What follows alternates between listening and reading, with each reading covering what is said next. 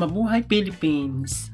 At ito na nga yung reaction video ko sa ah, nangyaring swimsuit challenge sa Aqua Boracay kagabi. Sabado yon. So napakaganda ng lugar at kitang-kita mo naman na talagang ang lahat ay sabik na yung paglabas ng mga kandidata. At dito nga ay nagsuot ng iba't ibang swimwear attire ang bawat kandidata at bawat isa ay may pinakitang magagandang katawan. At doon nga syempre ay pumili ng mga award na kung sino ang tatanghaling Miss Universe Philippines Aqua Boracay. Mayroong pinili, pero syempre maganda na yung pumili sila ng 5 kasi consistent na, 'di ba? Dati nung unang challenge nila yung Hello Glow, 5 rin ang pinili. Nung car rolling show, 5 rin ang pinili. At ngayon nga syempre tumatak na sa mga pageant fans na 5 rin ang pipiliin. 5 ang pipiliin. At comment ko lang dun sa host ay talagang paus na paus. Siguro sa kagalakan ng host ay siya paus na pagtawag. Syempre excited.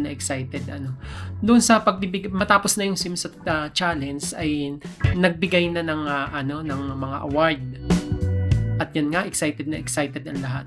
Unang tinawag si Miss Cainta. Yun, sigawan ng lahat. Talaga namang compose. Daming mga nagtataas ang kilay dahil napakaganda nga naman ang katawan niya. Deserve niya ang unang o ang maging top 1. Ang ikalawang tinawag naman ay si Miss Taguig. Talaga namang kitang-kita din sa katawan ang pagka-alluring ng kanyang body. At saka kung sa kilos pa lamang talagang sexy at kitang-kita ang kanyang magandang mga pagmumukha, maamong mukha. At ang ikatlong tinawag naman ay si Miss Bacoor. Paus na paus pa rin yung host sa ka-excited sa pagtawag. Talagang compose din si Miss Bacoor. Nakatanggap siya ng bulaklak tsaka ng cash gift. Ika-4 na tinawag ay si Miss Iloilo.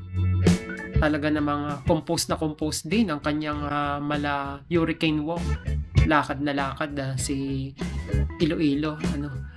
And then ika-5, akala ko si Atisa, pero hindi pala, si Miss Baguio, si Tara Valencia.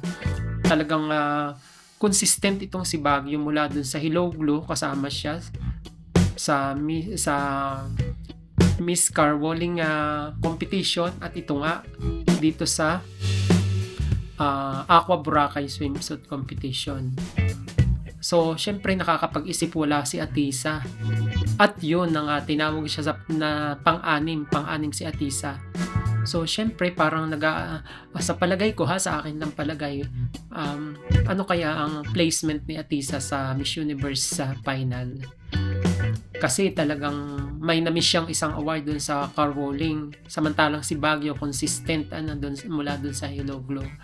At syempre dun sa car rolling show, at ngayon nga ay sa Aqua Boracay consistent.